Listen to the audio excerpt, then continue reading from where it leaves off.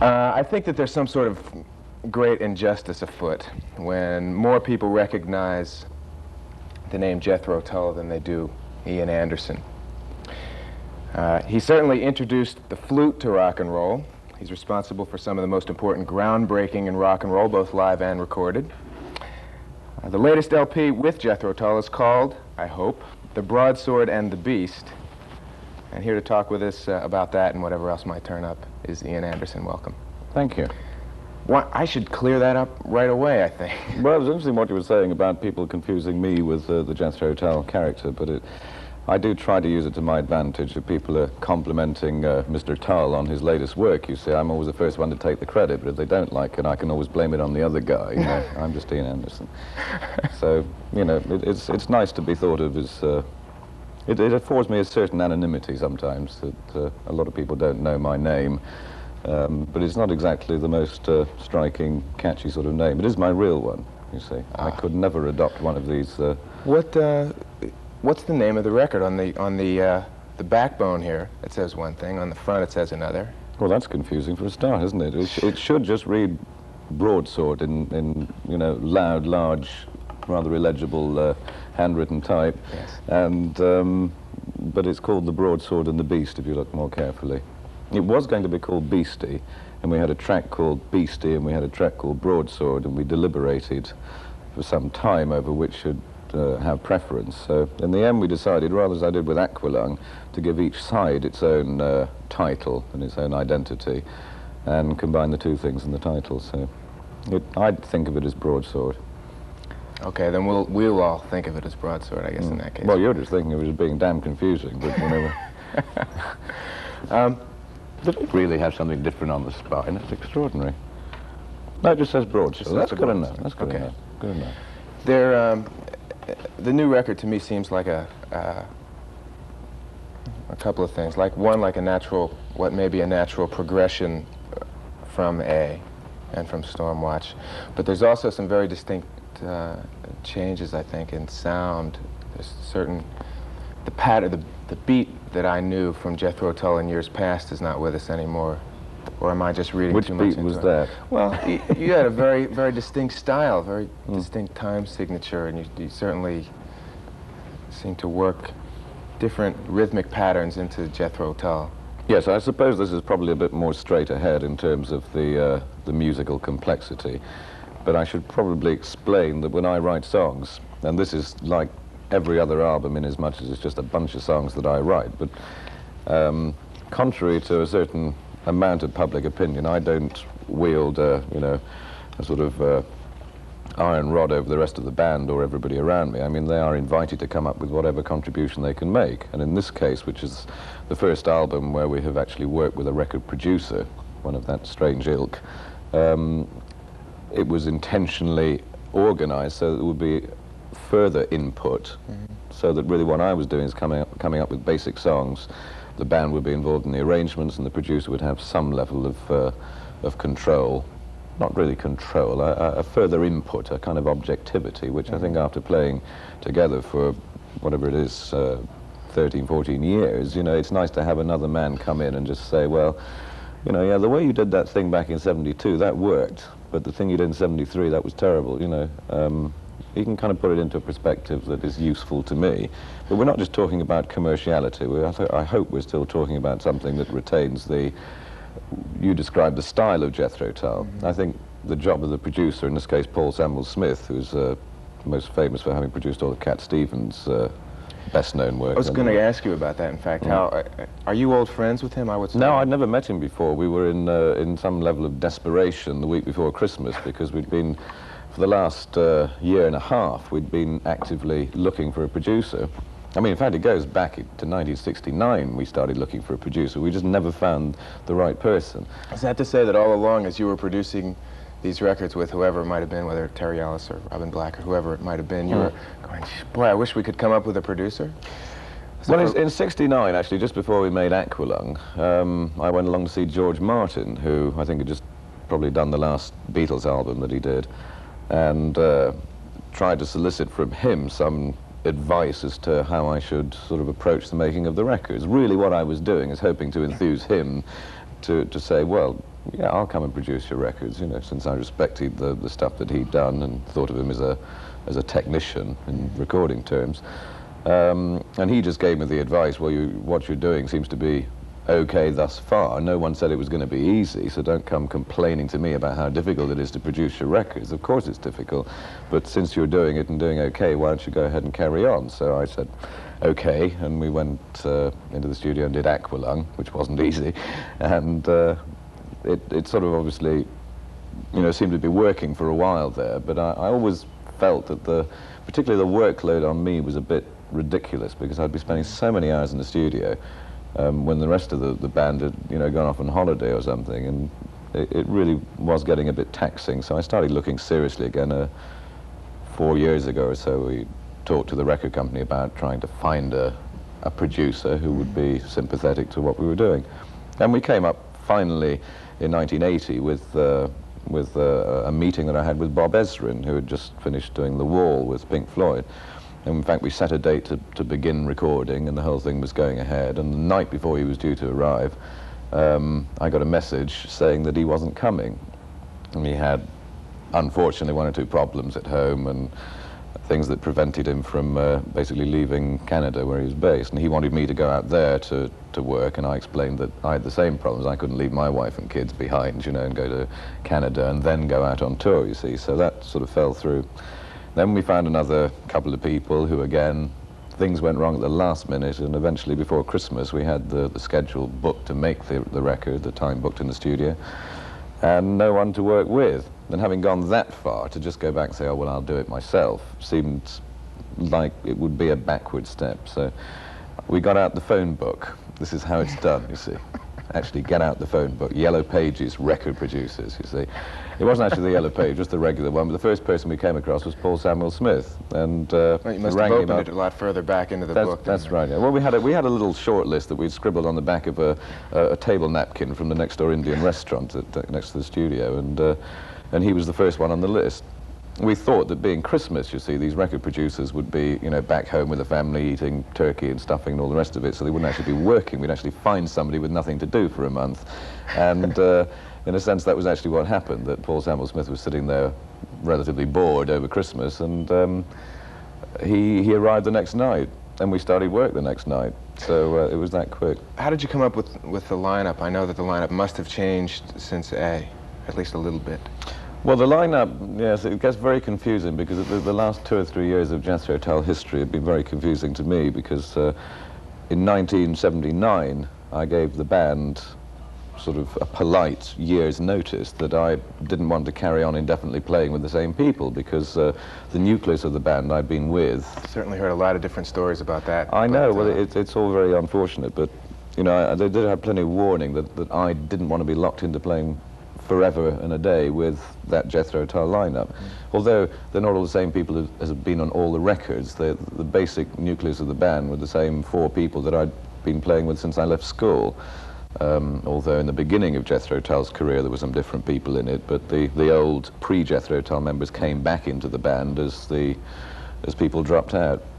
So it just got to the point where I'd ever, you know, sort of 32 years old or something, I don't ever play with 2 drummers in my entire life, and I thought, well, I really ought to try playing with some other people, because I really believe it's the band you play with.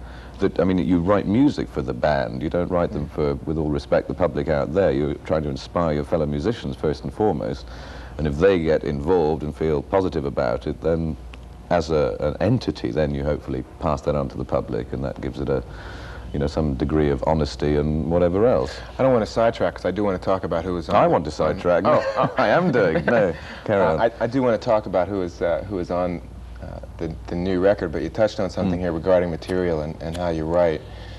And it's funny that you say that you write for the band, rather than... I would have thought that you would have been the kind of guy who really writes for yourself. You sort of just pluck it from the muse, and there it is. And, well, yes. I mean, you do it for yourself, but you can only go so far in that direction. I mean, sooner or later you need to bounce those ideas off somebody, and the musicians around you are the obvious first people to touch with the music. And when I write songs, they stay fairly sketchy for the most part. I mean, just the basic lyric and basic melody and the chordal structure and the an idea about the sort of rhythmic feel of the thing, and then it's open to them. So who is on this new record? Well, who was on the last record, you see, was a sort of temporary lineup following the rather ill-advised disclosure to the popular British music press that Ian Anderson had fired the band, you see, which wasn't the case at all, because I was supposed to be making a solo album, and the people I elected to play with on this solo album happened to be Eddie Jobson, who had just disbanded UK, and his drummer that he'd got to form his own band with, and it became a sort of temporary lineup, but I was then cajoled by the record company, you see, to make this a Jethro Tull album, which I didn't want to do, and I wish, with hindsight, that I hadn't allowed myself to be persuaded, because it wasn't really Jethro Tull music. It wasn't really Ian Anderson music either, but setting out to do a solo album, the whole point was that I was to be unfettered with any stylistic kind of straitjacket as to what Jethro Tull had been. But they liked the music when they heard it to begin with and said, this must be the new Jethro Tull album. So then they blew it to the press that I was playing with these new people and suggested that I'd fired the other guys. And the first thing they knew about it was when it came out in the papers, which was rather sad and obviously upset them to some considerable degree.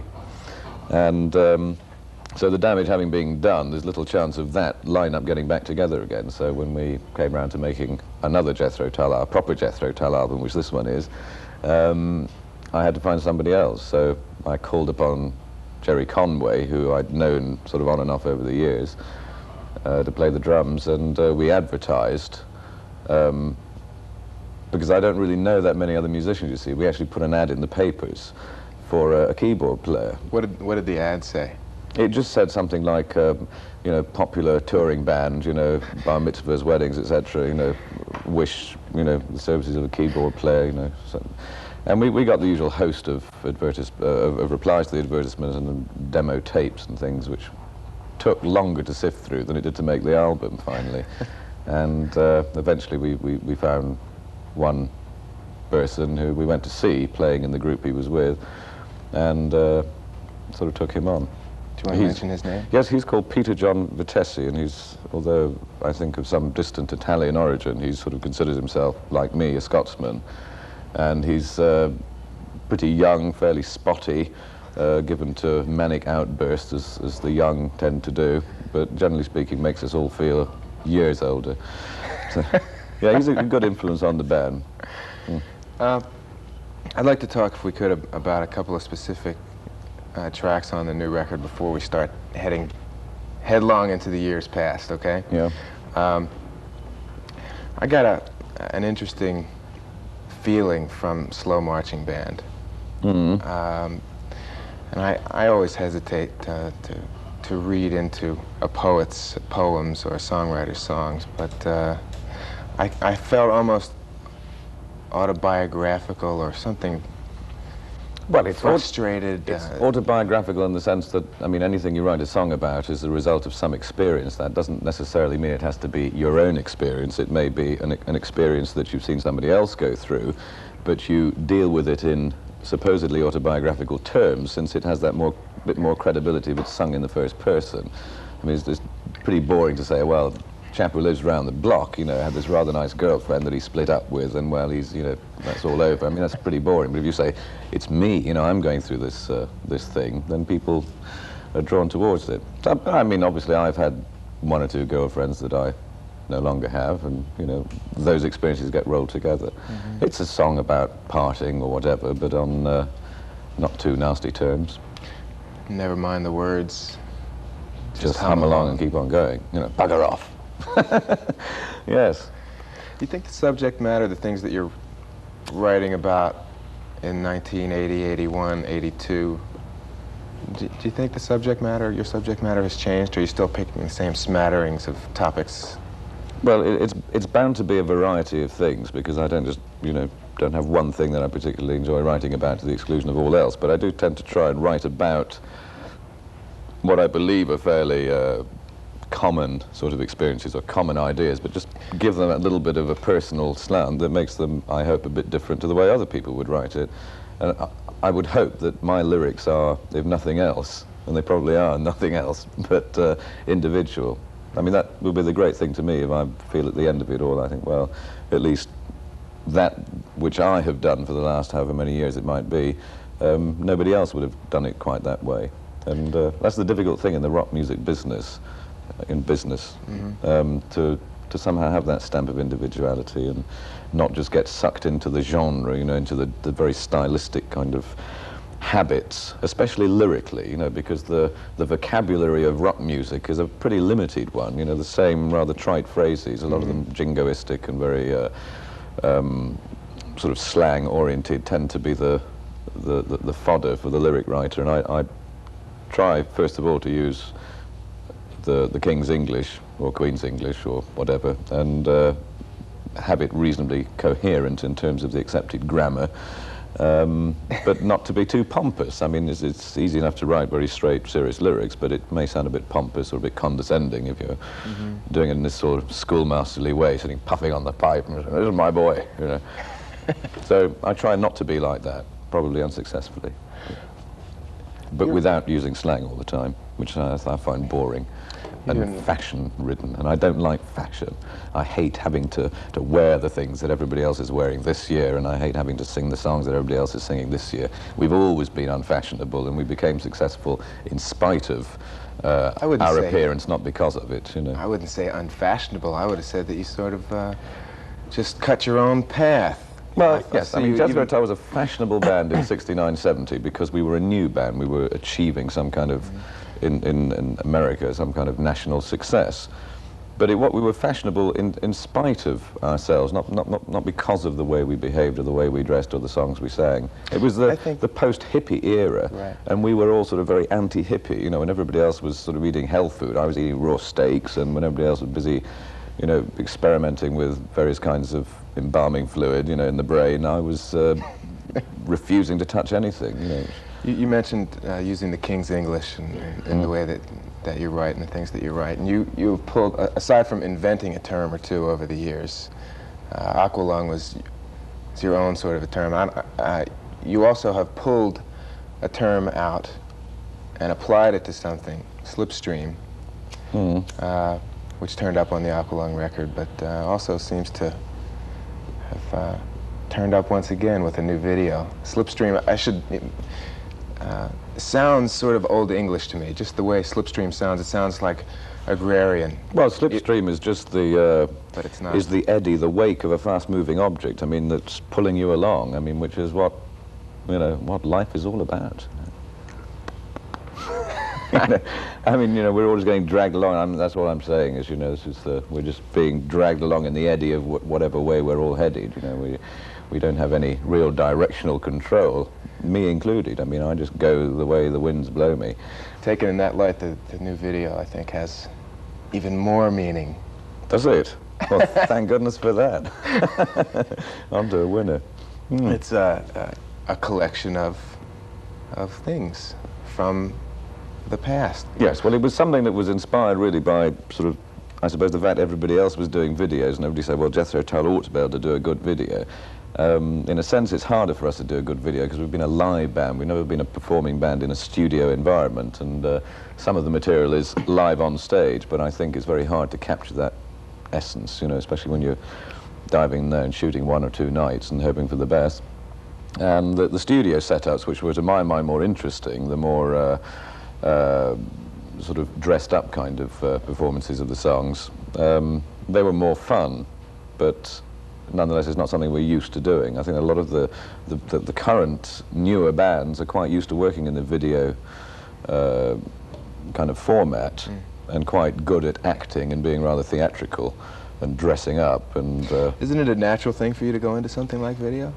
Well, it probably would have been 10 years ago, but, you know, when you spend 10 years on the road playing to real people, it's sort of hard, you know, playing simply to a camera with you know, an assemblage of floor managers and camera crew and makeup people and stuff around, where you feel just absolutely ridiculous. I mean, don't we? Look at them all. What a shower. I wonder if video, of course, we here have a great stock in video and the future of it. And I wonder if, for you, after 14 years, I think, being with Jethro Tull and doing the same, just writing and recording again, and it's out on the road again, and oh, it's a new band member, let's take a check who's in the band now, and maybe video might be a neat way for you to stretch out a little bit. Well, it would be, but I mean, who's going to pay for it, you see? Because I don't think anybody really, thus far, has ever made any kind of a profit margin at doing videos. It's usually financed by either a record company or somebody with a lot of money to play around with, and really to have the kind of, I hate to use the word, but the artistic control that I would be used to having, you know, considerable input on in terms of making records, to have that same degree of control in terms of video. I mean, I would really have to be putting up the money myself, as I do making records. I mean, I pay for the making the records and pay for the cost of the cover and all the rest of it. It's not somebody else taking any financial risk, it's me.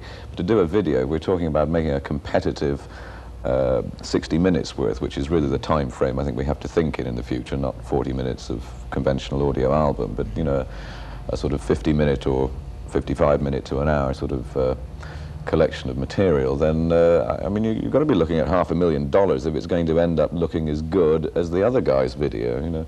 And that's a lot of money to play around with. I don't have that much. And yet you've just released a full-length video. Ah, but that was because the record company paid for it, and they said, you know, jump up and down here and wear that there and stand on your head there, and I don't mind doing it for fun. You know, I mean, there's a director telling me what to do. Who was the director? Was there one? A chap called David Mallet, who's a sort of fairly well-known, I suppose one of the first real rock video directors in England. Yeah. I mean, well thought of, and I think really set the pace for a lot of people, not just in Britain, but, you know, perhaps over here as well. Quite a bit. That's right. Well, David Mallet does a lot of his work in New York, in fact. And he's worked with seemingly everybody, and you know, he's a good guy. I know that with Bowie, the impression that I've gotten anyway is that David Mallet puts on video what David Bowie imagines. And the question that I was trying to get to is, I really see you as being quite a theatrical, imaginative kind of a guy. You've certainly made your living at being theatrical and imaginative, and well, on stage perhaps, but I mean, I hope you wouldn't suggest that I'm theatrical in my real, you know, casual sort of first thing in the morning life, because I've always really hated the theatre and the sort of show busy thing. I mean, I hate it because it's a kind of artificial world. It's people, not that I dislike them, I just don't want to be that way myself. I, you know, spend most of my free time, such as it is, or the time where I'm not doing music, I'm wearing, you know, Wellington boots, as we call them in England, and tramping around the farm, or, you know, doing those sort of things. It's more of a sort of, you know, I'm more the, I affiliate myself more easily to the average truck driver than I do to somebody in the world of entertainment. That's a pretty interesting statement. Well, it's absolutely true. It's absolutely true. I mean, yesterday coming over on Concord, there was this remarkable chap who was, you know, a directional driller, you know, on oil rigs, and he was wearing a kind of denim sort of overall thing, you know, and one of these typical American sort of baseball cap kind of things, advertising some cattle feed on the front, you know, and he was a real, you know, a redneck, if you like. I mean, a real down home, one of the good old boys, you see. And I was so pleased when he turned out to be the one sitting next to me on the plane, because he was the odd one out in the entire sort of 100 passengers of Concorde, and I prayed that it would be him and not some boring suited executive I was going to have to sit with for the next 3.5 hours. And he was great. We had a great time, you know.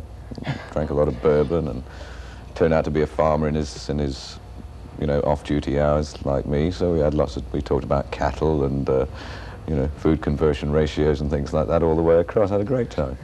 Food conversion ratios, I'm going to talk to you about that a little bit later. Since you're talking to this guy on the airplane, it's certainly difficult for me. You're turning me around here. For me to picture you identifying more with a truck driver than a college professor, maybe. I'm looking smart today, so I mean, only because I have to do a particular other thing today for doing a Bank of America commercial. Well, no, actually, for a charity organisation, which we're doing a sort of little video thing for, and so I've got to look. Since it's a cancer research foundation, I should look, you know, fairly respectable and formal. So I'm wearing my only jacket, I think. Do you think you're playing to the same audience as you were 10 years ago? No, I think that I've noticed it really from the beginning that particularly the front rows were really the only ones I can see from the stage. I mean, always seem to be, and have been over the years, they always seem to be about the same age group. You know, in the upper teens, they seem to be the keen fans, if you like.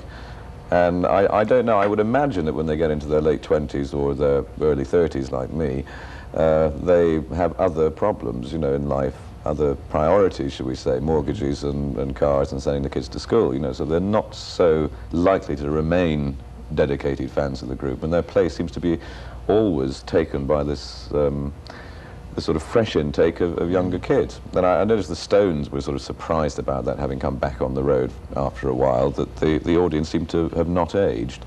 But I mean, I've been seeing that because we tour pretty well every year, so I mean, I've been watching this all the way along, that and I get, most of the letters I get are from kids who've only known the last 2 or 3 albums. They're very often writing saying, what other albums have you made? They never heard of Aqualung, you know. So it's nice to think that you're surviving, perhaps, to some extent at least, on your fresh material and on your last performance, you know. You think it's possible for Jethro Tull to carry its audience? You know, I don't know, let's say somebody like the Grateful Dead seems to just maintain their audience. You know, there's always 16, 17-year-olds, but the people who grew up in Haight-Ashbury in 1966 still love the Grateful Dead. Is that the same sort of thing? I don't get the feeling that that's the case, no. I think that they do desert you a bit. I mean, now, when I go into a country, into some fresh country and pass through immigration, the odds are that the guy, you know, the border cop or whatever, you know, gun slung on his hip, is probably going to know who I am, and I get reasonably quickly through passport control, which is very nice. But those are the people who were our fans. Now, I don't think for a minute they buy our records anymore, but they're now those sort of people. The pilots of aeroplanes are ex-Jethro Tull fans or whatever, and I mean, those are the people I run up against. It's kind of comforting. Kids who used to be at the concert 10 years ago, you know, in denims and a t-shirt, and now who have sort of straightened themselves out and got respectable jobs, you know. And so it does allow for a certain easy access through life when you do get noticed in that way by the people who control a certain amount of the red tape that we have to pass through. What do you think you have in common with the people that you're playing to today? Well, I don't think I've ever had that much in common with them. I must be honest there, that my life is different. And there's no use pretending that I'm a spokesman for my generation or a typical example of, you know, street youth or something. I'm not, and I never have been. I've always felt a bit different to the audience, but they interest me, and supposedly I and what I do interest them, therefore that there is some useful interchange. If I was just like them, I don't think there'd be any point in me singing them songs or any point in me going out to look at them. But it's because we're different that I think the idea of performing still intrigues me. It's because I feel we don't have much in common. Not in the sense of the day-to-day life, the day-to-day experiences. Yeah. I just have a different perspective on things. Yes, and a different set of what I do in the average day is going to be. I mean, a minuscule percent of Jethro Tull audiences will do that same sort of thing. Do you think it's your job to teach the audience something? You're a pretty thinking songwriter. Do you think it's your job to teach them something? I don't think you should ever set out to teach people anything, because they don't really want to be taught, but they like to be given, you know, a little insight into something from one person's point of view. They can either adopt it, be amused by it, or reject it, but at least it's interesting to see the way somebody else looks at something. But the trap into which I will all too readily fall as a songwriter, I think, is to sing about things that are a little bit too particular, a little bit too homing in on some very narrow experience. And when I start singing songs about, I mean, a song that I really love was called "And the Mouse Police Never Sleeps." Now, I'm sure being a song about a cat and referring to them as the mouse police, you know, sort of on the job every night, you know, keeping the farm free of rats and mice and everything, it's an amusing little idea, but it doesn't appeal to the majority of people. As a song, it was probably a no-no, you know. People just thought, yeah, right, move past that one, you know. So, I mean, I love writing those sort of songs, but it's just too narrow, too particular, you know. Most people, it seems, don't have cats and don't suffer the close and wonderful relationship I have with mine. So, not a great song, I suppose, from most people's point of view. What you're talking about in terms of your perception, and the reason that I asked you about teaching an audience something is because I think that whether you mean to or not, I really think that you do.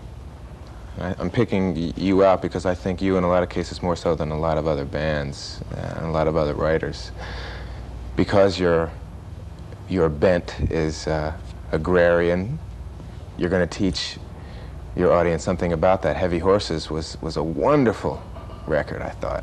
And the feel of that, I mean, the intent of the record just, I think, will wind up, I hope would wind up teaching the audience something. And what I want to get to is that I'm not sure that the audiences who watched you perform and listened to your records in 1968, 9, whatever it might have been, are as literate today as they were then.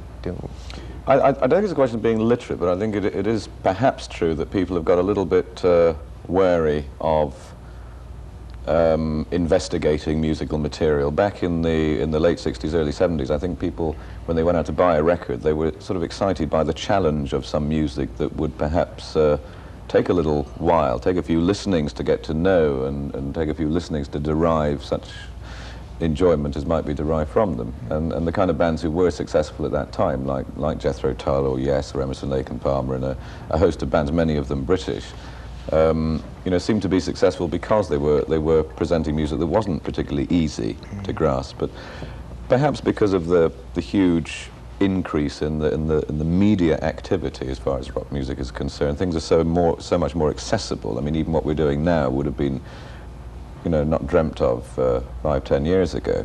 It's accessible. I mean, 24 hours a day, 7 days a week. If you want it, you've got it. And so it becomes very easy. And I think the ease of it all does make people a little lazy. So they won't go out of their way to struggle with a piece of music or an idea which doesn't really grab them straight off.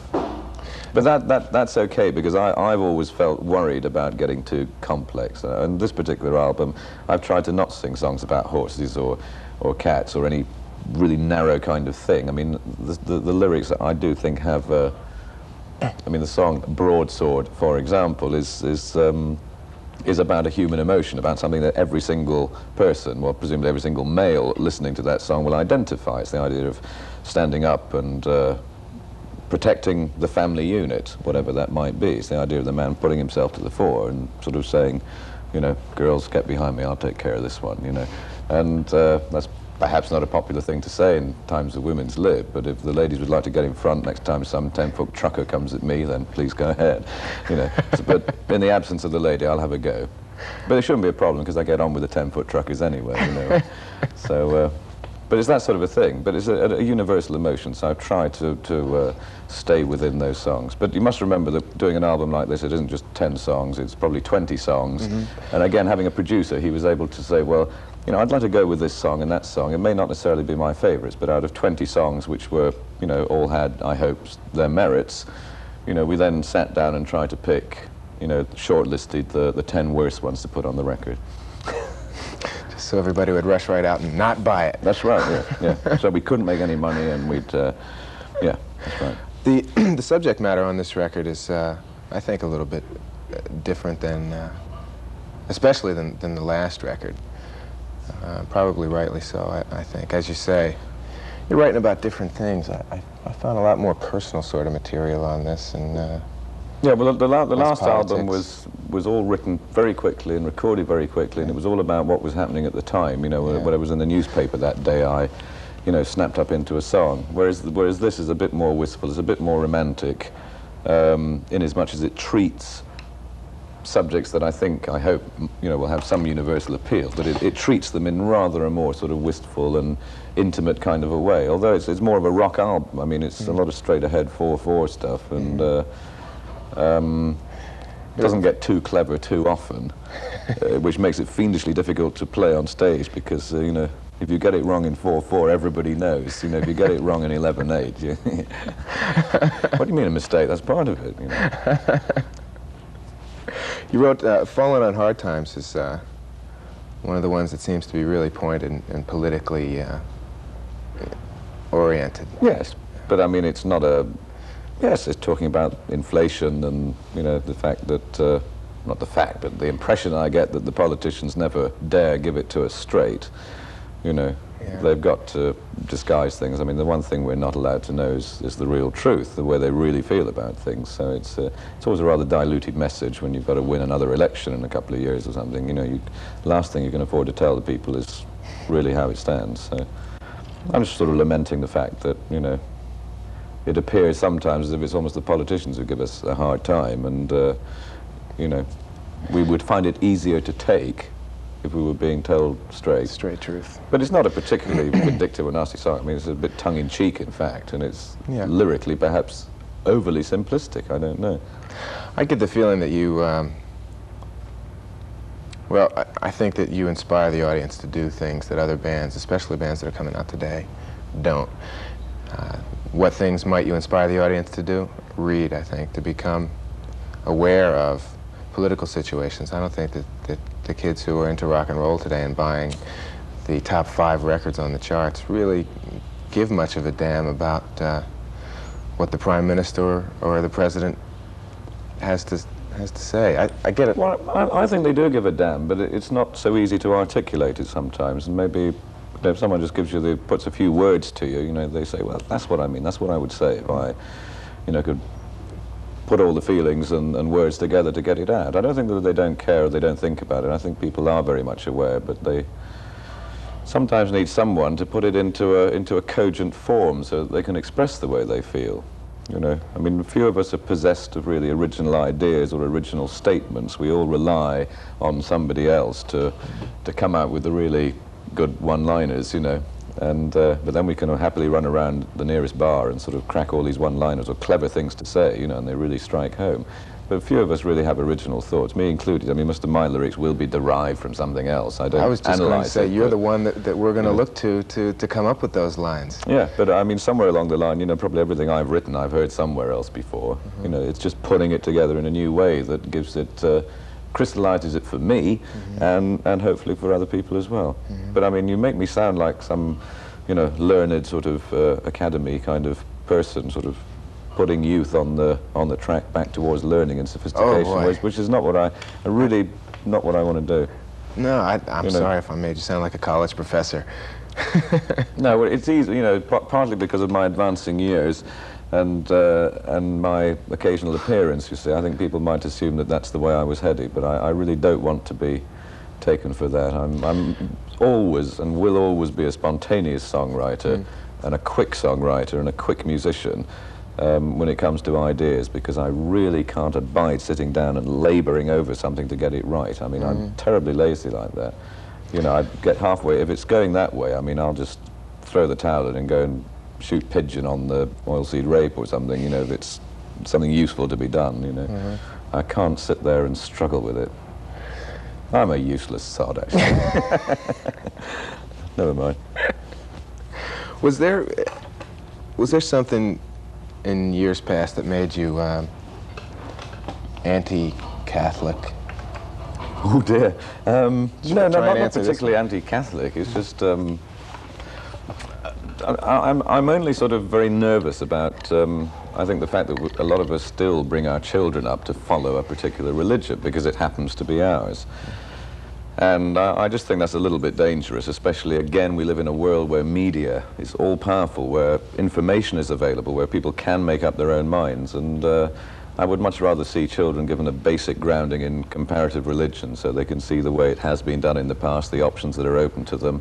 And if they want to become Catholics or, you know, Buddhists or whatever at the end of it, or if they just want to stay at home and, you know, worship the flowers in the garden or the woman they live with, or whatever their personal idea of God, or however that might be represented, whatever that idea should be, at least they're doing so with the benefit of the alternatives in front of them. But I do feel very wary of bringing a child up into a particular faith. Did you ever go to... Having said that, I mean, there's a tremendous vitality about Judaism, for example, because it's not just a religion, it's a social thing, it's a real identity, and there's something terribly binding about it. And maybe Catholicism was like that somewhere along the line, but it's difficult to be that way now.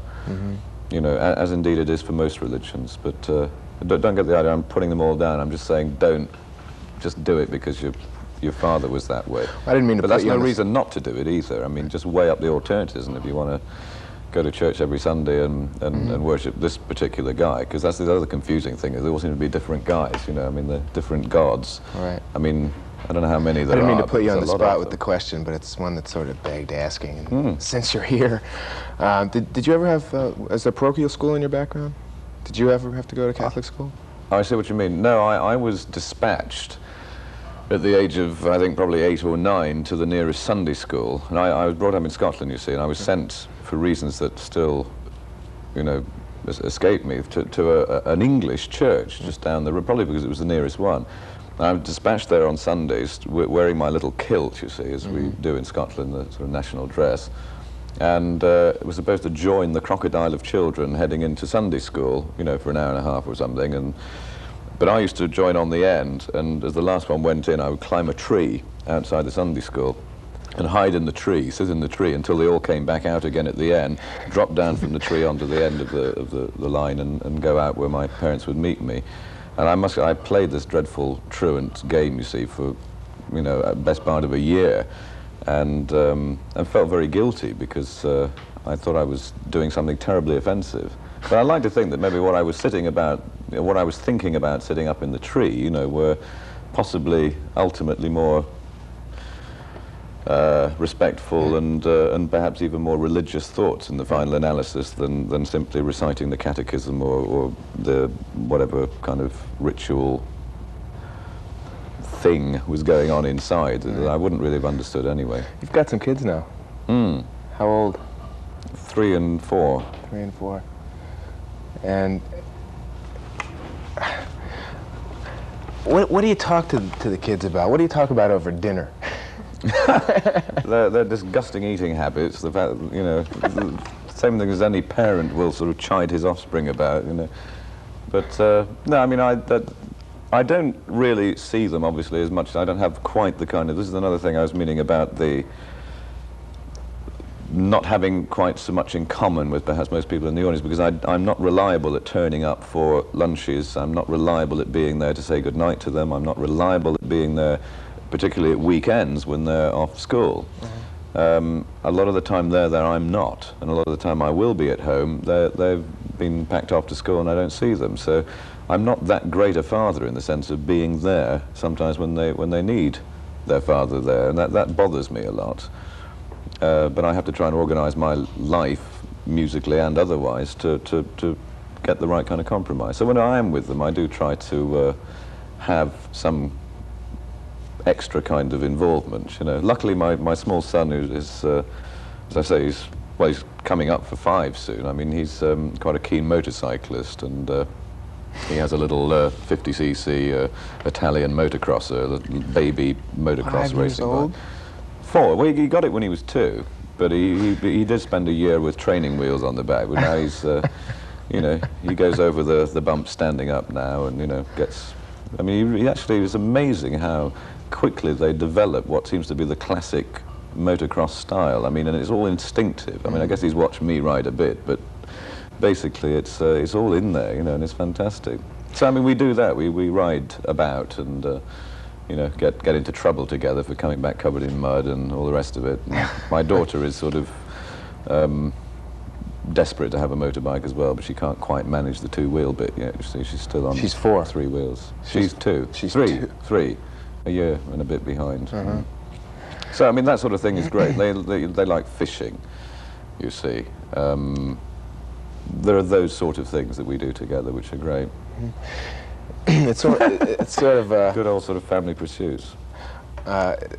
almost a foregone conclusion, especially after hearing you talk about your family and things, that maybe sooner than later you're going to be spending more and more time with your family, with your wife, with your Well, it'll have to kids. be sooner rather than later, because it's not going to be long before they're off, you see. In Britain, we tend to send our children because of what I have to say are falling standards in public education, in state-controlled education. We do very often elect to send our children to private schools, or ironically, as we call them in England, public schools. In other words, fee-paying schools. And if you do that, then from the age of 8 onwards, probably they're spending most of their time away from home, boarding out.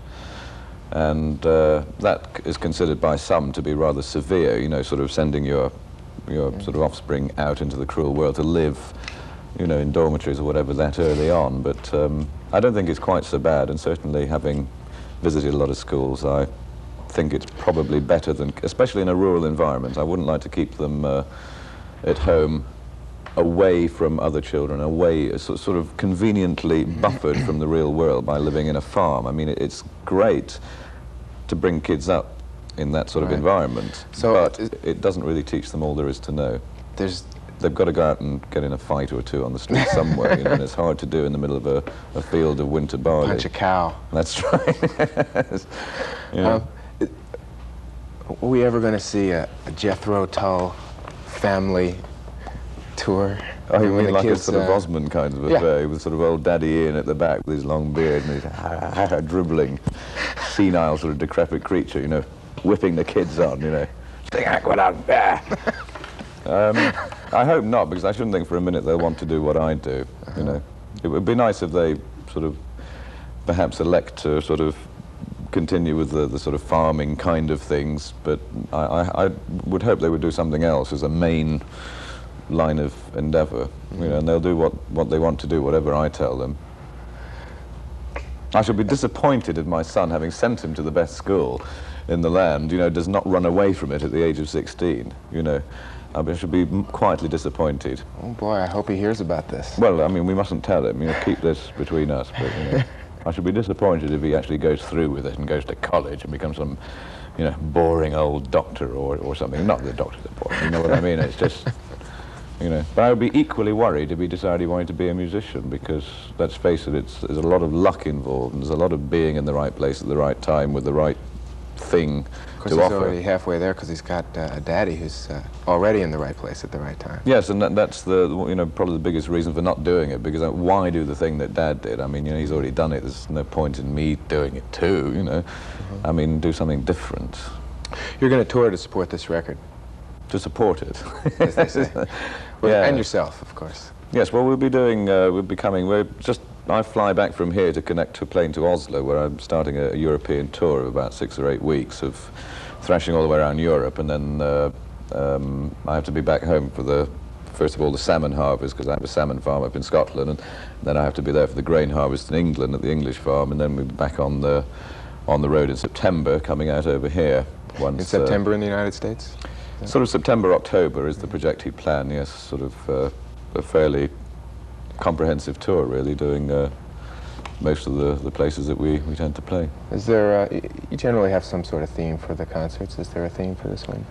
Yes, there is, but it's a bit of a sore point at the moment, because just having finished the last rehearsal the night before last, there's in such upheaval. I mean, no one has a clue what they're doing.